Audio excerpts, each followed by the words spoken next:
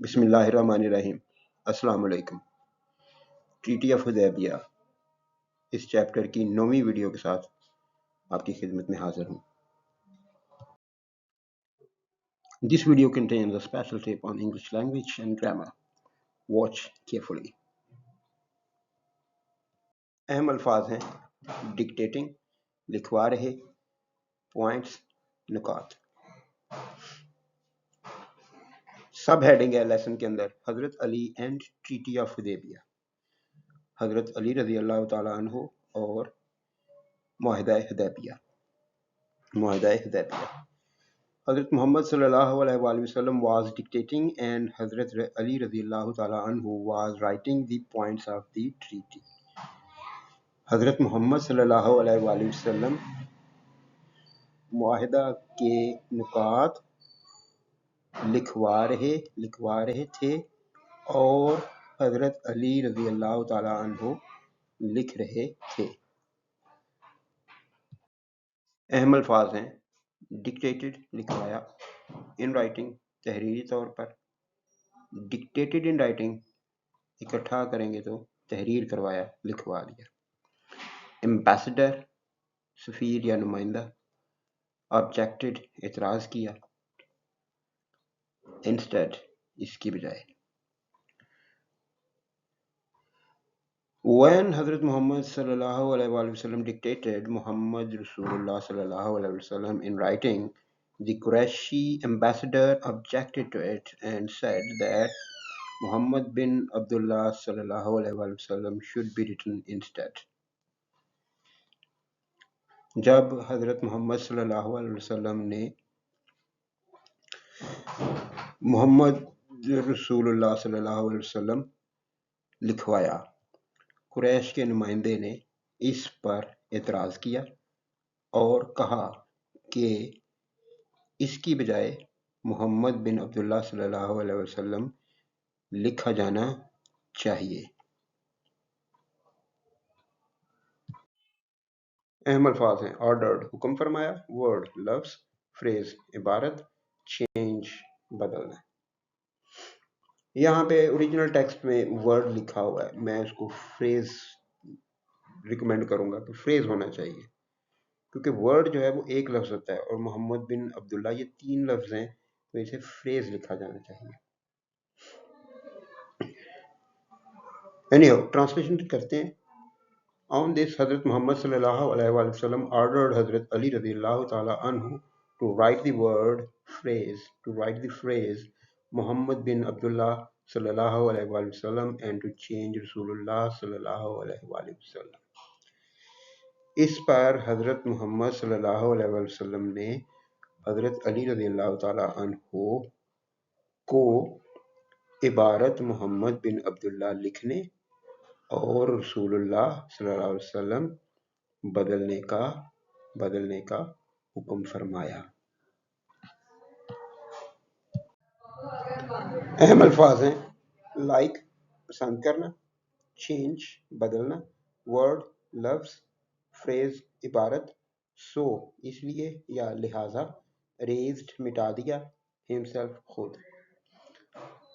ये फिर वही चीज़ है कि उन्होंने दोबारा वर्ड ही लिखा हुआ है, क्योंकि एक दफ़ा तो उन्होंने वर्ड ही लिखा तो वही लिखना था उन्होंने, लेकिन मैंने इसको फ्रेज लिखा है। Hazrat Ali radiyallahu ta'ala anhu did not like to change this phrase, so Hazrat Muhammad sallallahu alaihi wasallam raised it himself. Hazrat Ali radiyallahu ta'ala anhu ने इस इबारत को बदलना पसंद ना किया, इसलिए हजरत मोहम्मद सल्लल्लाहु अलैहि वसल्लम ने इसे खुद मिटा दिया।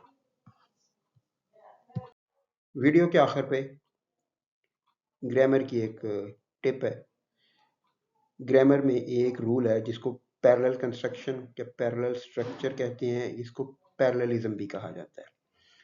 होता यह है कि अगर 2-3 क्लॉजेस आपस में जोड़ी गई हों या एक ही सेंटेंस के अंदर 2-3 पार्ट्स किए गए हों, तो वो पार्ट्स जो हैं वो बाय स्ट्रक्चर बाय कंस्ट्रक्शन एक जैसे होने चाहिए, जिसे पैरेलल कहेंगे। जैसे इस सेंटेंस में है, ये लेसन में से लिया मैंने, जो आज का लेसन है उसमें से। ऑर्डर्ड, हुक्म दिया, ये वर्ब है। और आगे दो चीजों का हुक्म दिया गया, लिखने का और बदलने का। तो to write, ordered to write and ordered to change. Original text में ये टू नहीं लिखा हुआ था, जो कि एक गलती है। तो टू चेंज करेंगे तो ये भी एक इन्फिनेटिव हो जाएगा, और टू राइट लिखेंगे तो ये भी एक इन्फिनेटिव है, जो कि ऑर्डर्ड के बाद दोनों आए हैं। तो ये एक एग्जैक्ट, ठीक, ग्रामेटिकली करेक्ट पैरेललिज्म का स्ट्रक्चर है। अब इसी स्ट्रक्चर को दोबारा एक और नए सेंटेंस से भी सीखते हैं या ट्राई करते हैं।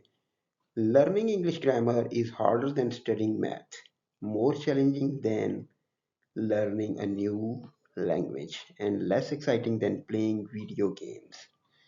अब यहाँ पे तीन क्लॉजेज हैं। Learning English grammar is harder than studying math, एक। दूसरा है more challenging than learning a new language, और तीसरा है less exciting than playing video games. तो लर्निंग जो है ये एक पार्टिसिपल है, और दूसरे के अंदर पार्टिसिपल है, फिर लर्निंग है, और तीसरे में वो पार्टिसिपल जो है वो प्लेइंग है। लेकिन यहाँ पे लर्निंग इंग्लिश ग्रामर को तीन चीज़ों से कंपेयर किया गया है। तो लर्निंग इंग्लिश ग्रामर एक चीज़, एक है स्टडिंग मैथ, दूसरा है लर्निंग ए न्यू लैंग्वेज, और तीसरा है प्लेइंग वीडियो गेम। तो पैरेललिज्म के रूल के मुताबिक ये तीनों ही पार्टिसिपल होने चाहिए थे। लर्निंग पहला आ गया, स्टडिंग आईएनजी के साथ है, फिर दूसरा है लर्निंग आईएनजी से है, और प्लेइंग आईएनजी से है। इसके अलावा उन्होंने इसको कंपेयर करने के लिए कंपैरेटिव डिग्री, जिसे एडजेक्टिव की हम दूसरी डिग्री भी कहते हैं, जो ईआर या मोर वाली डिग्रीज होती हैं, वो लगाई गई है। तो पहली कंस्ट्रक्शन के अंदर हार्डर कंपैरेटिव डिग्री है, देन उसके बाद आता है फिर मोर चैलेंजिंग, मोर लिखा हुआ हो तो सेकंड डिग्री है, यानी कंपैरेटिव डिग्री है, इसके बाद भी देन आया। और लेस जो है ये भी सेकंड या कंपैरेटिव डिग्री के लिए इस्तेमाल किया जाता है। तो यहाँ पे लेस एक्साइटिंग देन।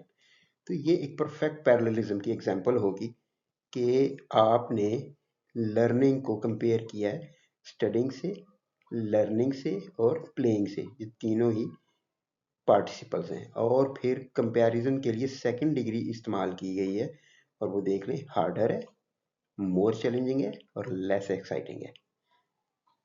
तो ये भी तीनों कंपैरेटिव डिग्रीज हैं। तो इस चीज़ को यानी एक जैसा सलूक करना है, एक सा कंस्ट्रक्शन, एक सा स्ट्रक्चर बनाना है, तो उसको हम पैरेललिज्म कहते हैं। ये बहुत कॉमन नहीं है इंग्लिश ग्रामर में, लेकिन फिर भी ये हमें पता होना चाहिए अगर हम खुद से इंग्लिश ग्रामर को सीखना चाहते हैं, इंग्लिश लिखना चाहते हैं। अल्लाह आपका हामी नासिर हो।